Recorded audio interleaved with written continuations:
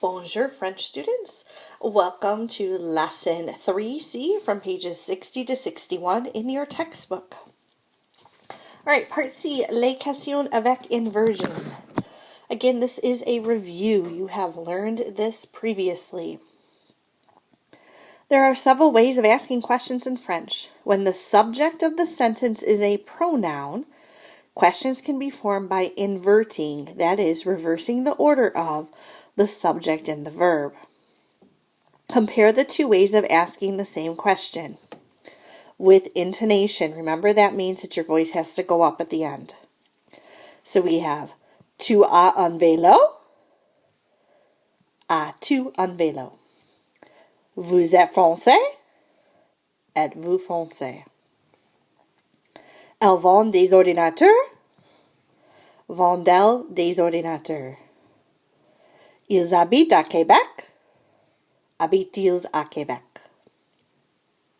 Okay, so again, you've learned this before, and remember, this really wasn't the best way to ask questions, right? When we talked about it initially in French 1, we said that the best way before you started using inversion was to have est-ce que in our question, because then we know that it's a question, right? But now that you are in French 2, okay, for sure, okay, as a French 2 student, the best way to ask questions is with inversion. So you should be at a point where you're able to ask questions using subject-verb inversion. So just a little review about the subject pronouns. Remember, the subject pronoun that means I is je. The subject pronoun that means you is tu. Remember, that's the familiar you. That's also the singular you. The subject pronoun that means he is il. She is elle. And one is on. Okay. The subject pronoun that means we is nous. The subject pronoun that means you is vous. Remember, this is plural, but this is also the formal you. And then for they, we have il pluriel and elle pluriel. Remember the difference? Il pluriel is a mixed group or all male group, and elle pluriel is a all female group.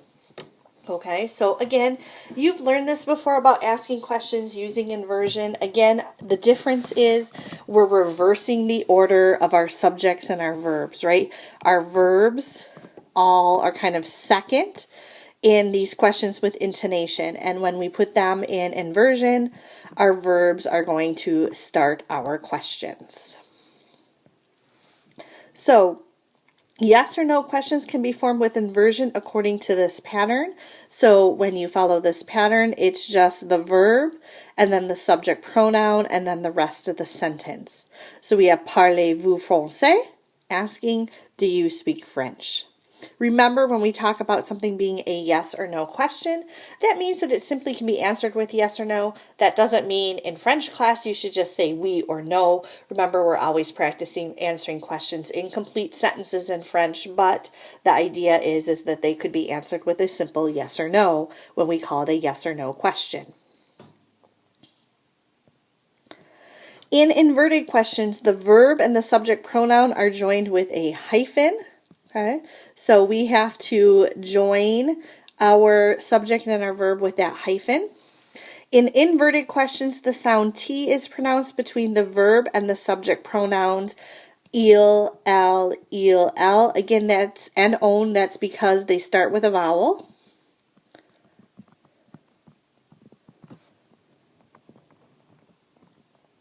And again, in French, they don't typically, there's a struggle when you have a word that ends with a vowel and the next word starts with a vowel. So to kind of fix that, they put a T sound in there. And note that if the il, elle, on form of the verb ends in a vowel, the letter T is inserted between the verb and the pronoun. So we're seeing that here. We have the a and il, those would be the subject, but because those are both vowels, we put that T in there for the a-til, and the same thing here with travail and elle, we put that T in there. Okay? S'il vous plaît, répétez, il a un job. A-t-il un bon job? Elle travaille. Travaille-t-elle beaucoup? Right? So our sentences here are, he has a job. Does he have a good job? She works. Does she work a lot? Information questions are formed with inversion according to the pattern. Remember, it's the same pattern, the difference being that we add that interrogative expression or question word in front of our verb, followed by our subject pronoun, and then the rest of our sentence. So, s'il vous plaît, répétez, où habites-tu? Avec qui dînez-vous ce soir? Quand travaillent-ils? Pourquoi sont-ils en retard? Again, kind of working through that translation. Où habites-tu? Where do you live? Quand travaille-t-il? When does he work? Avec qui dînez-vous ce soir? With whom are you having dinner this evening? And pourquoi sont-ils en retard? Why are they late? So, again, information questions don't make a lot of sense if you don't remember the question words. So really quickly here, a review of your question words. Right, the question word for who is qui? What is que? When is quand? Where is où? Why is pourquoi? How is comment? At what time is à quelle heure? To or at whom is à qui?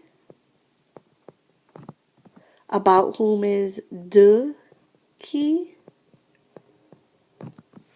For whom usually is everybody's favorite because it's pour qui. And with whom is avec qui. Remember with these here that typically if my question word is à qui, I should see an à in my answer. If my question word is de qui, I should see a de in my answer. If my question word is pour qui, I should see a pour in my answer. And if my question word is avec qui, I should see an avec in my answer. Okay, again, this is not new. This is also review. You have been asking questions using subject-verb inversion for quite some time.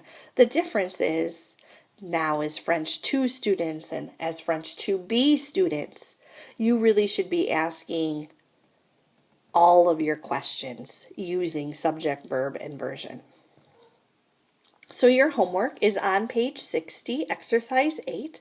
You only need to write the question. So in the exercise in your book, they give the question and then they answer it. You don't need to bother with the answer, but you do have to use subject-verb inversion for each of your questions. So question 8 or exercise 8 is conversation. So it's conversation. It has that it's a parler, but you're going to do it as an écrire. So you're going to write this. And it says, posez des questions à vos camarades, utilisez l'inversion. So the directions are telling us to ask questions to your classmates, use inversion. So if we look at our example prompt, we have où and habiter, and then right over here, we have what we should be answering, and this is what you're going to write on your paper. So again, because you're talking to your classmates, the subject of all of your questions is going to be to, okay? Remember, you need to conjugate your verb to match to. Right? Again, you're French 2 students. I shouldn't see infinitives, which are what they've given you here, right? These are infinitives, okay, of verbs. So you shouldn't be using infinitives when you write these sentences. So our example one becomes où habites-tu? If we just kind of pick one, let's say question number 4. So we have quelle classe and préféré. So we want to ask, what class do you prefer? So it's going to be quelle classe préfères-tu? When you write that out, you're going to write quelle classe. Préféré is a regular ER verb. So it ends in an ES, but remember it's a spelling change verb that in the boot, the second accent switches direction. So it becomes quelle classe préfères-tu? Okay, so that is what you will be doing for your homework. And again, you only need to write the question. There's no need to answer the question. Au revoir, à lundi.